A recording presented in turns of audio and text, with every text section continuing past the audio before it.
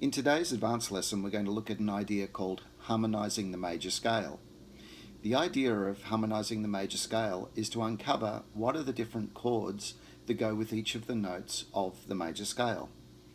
For today's lesson, we're really going to look at the G major scale as our basis, but the ideas that we cover today are going to work for any major scale, so you only have to learn this once.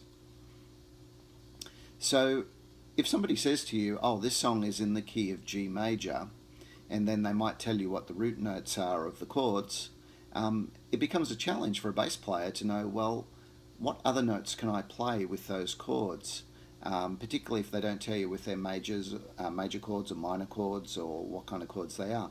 Well, if you know about harmonizing the major scale, you will know whether you should be playing the notes of a major chord or a minor chord. So for example, let me sort of switch to the end of where we're going to get to today. I'm going to play the G major scale and I'm going to harmonize, that is, I'm going to play the chords that go with each degree of the scale. So the first degree of the scale is the G. So with the G, I'm going to play a G major. Now the second degree of the scale is A, and I'm going to play A minor. The third degree of the scale is B, and I'm going to play B minor. The fourth degree of the scale is C, I'm going to play C major. The fifth degree of the scale is D, I'm going to play D major. The sixth degree of the scale is E, I'm going to play E minor. The seventh degree of the scale is F sharp diminished, I'm going to play that.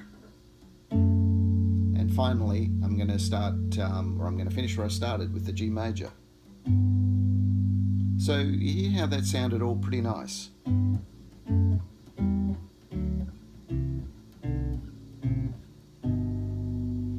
That is because I was playing the right kind of major or minor chords with each degree of the scale.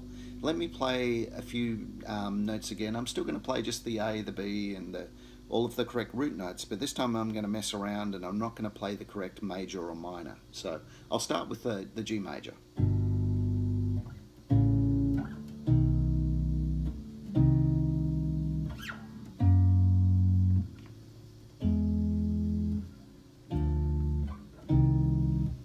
It doesn't sound good, does it? Compared to if I randomly play notes but I play the correct majors or minors.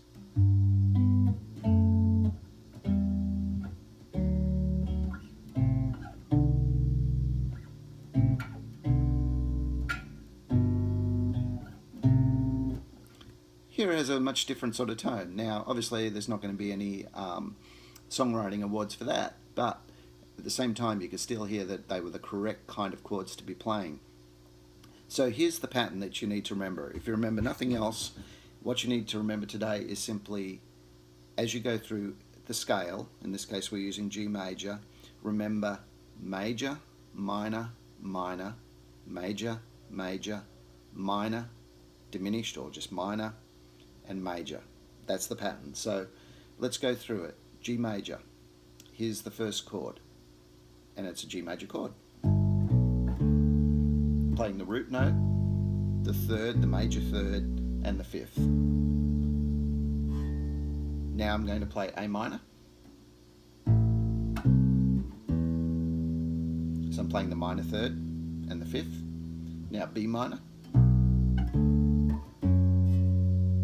Playing the minor third and the fifth.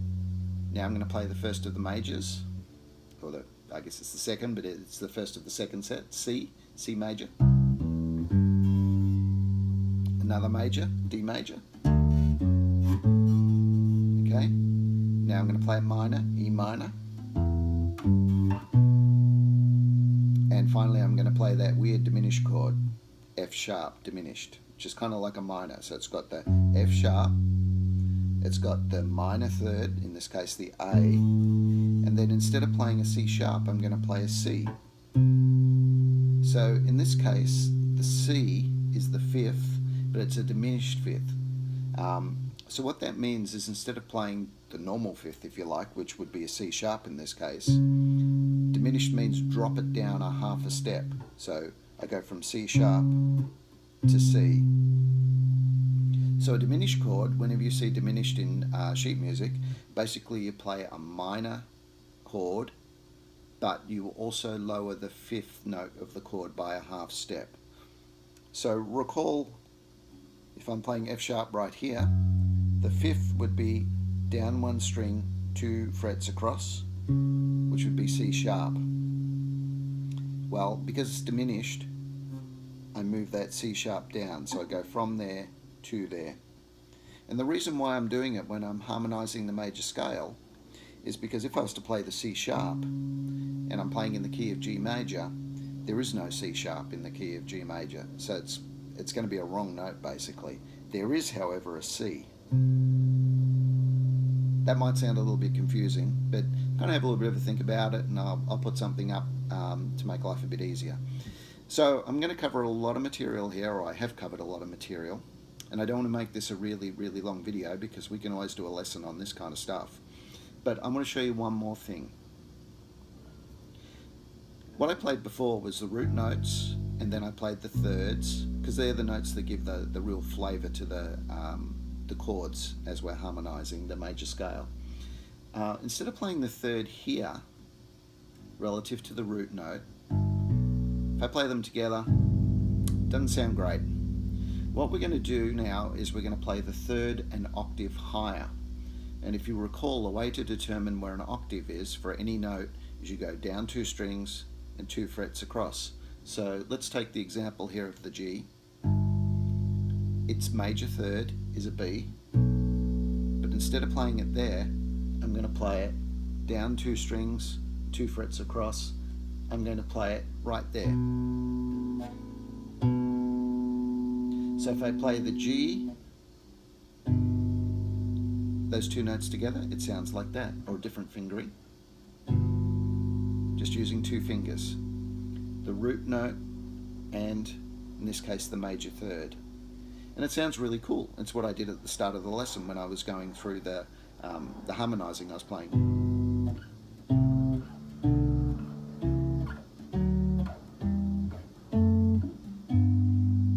Okay.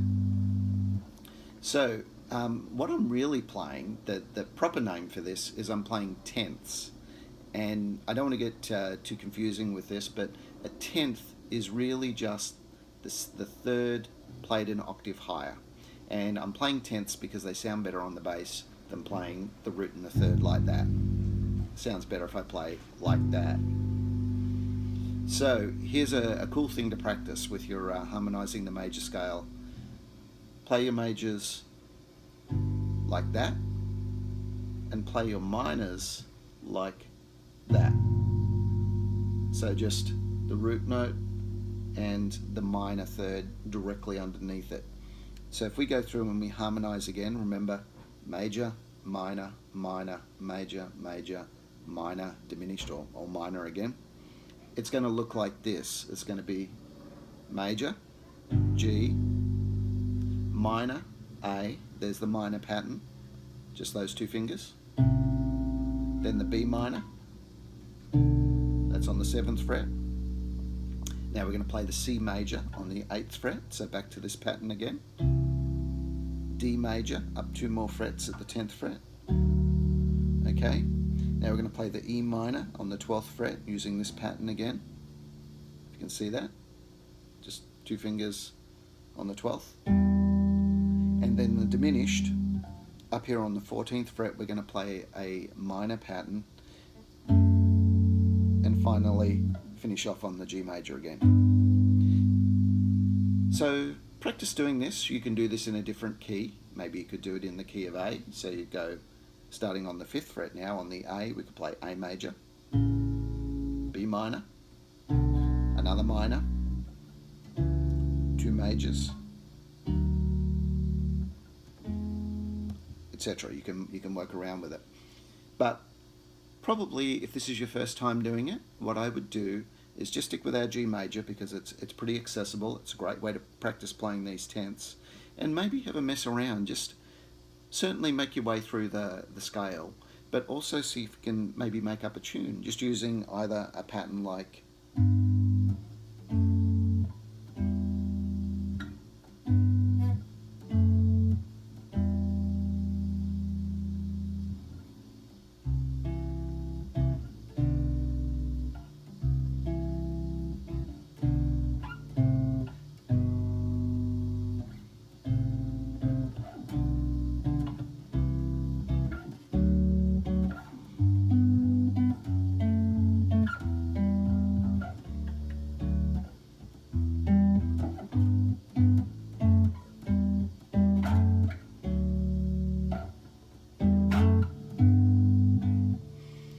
I'm just using just those major and minor chords.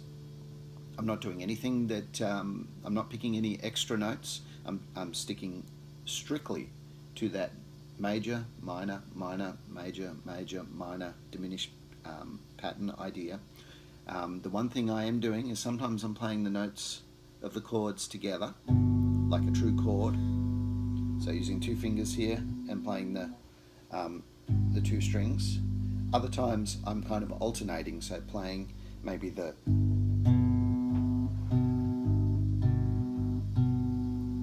still just using those two notes.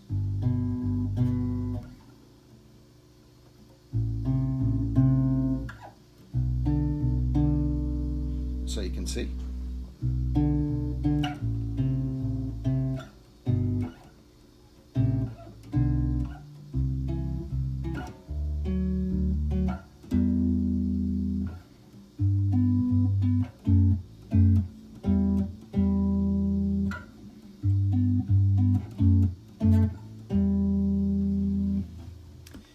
Okay, I encourage you to go away, experiment with this, see what you can come up with.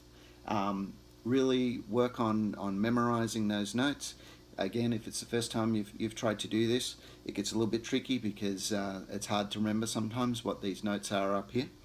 Just remember the 12th fret is always going to be the same note as the open string. So up here on the lowest string, on the E string, my 12th fret is my E. And the other thing I would do before you go through and start playing or doing this harmonizing on any other keys, run through the scales first so you know what the notes are. So for example, harmonizing in G major, the notes are G, A, B, C, D, E, F sharp. So I've got to remember as I'm making my way up the neck, when I get to play the F, I've got to play an F sharp instead, and G. Now if you're doing the same thing and you wanted to harmonize in A major, then go through and figure out what are the natural notes and the sharps or flats in A major. So in A major, of course, you've got three sharps. You've got the F sharp again, you've got a G sharp, and you've got a C sharp as well. So A, B, C sharp, D, E, F sharp, G sharp, whoop, missed one, and finishing on A. Anyways, that's a lot of material in a very short period of time. I hope you enjoy this, and let's get together and have a lesson on it if you'd like to go through it in more detail. See you next time.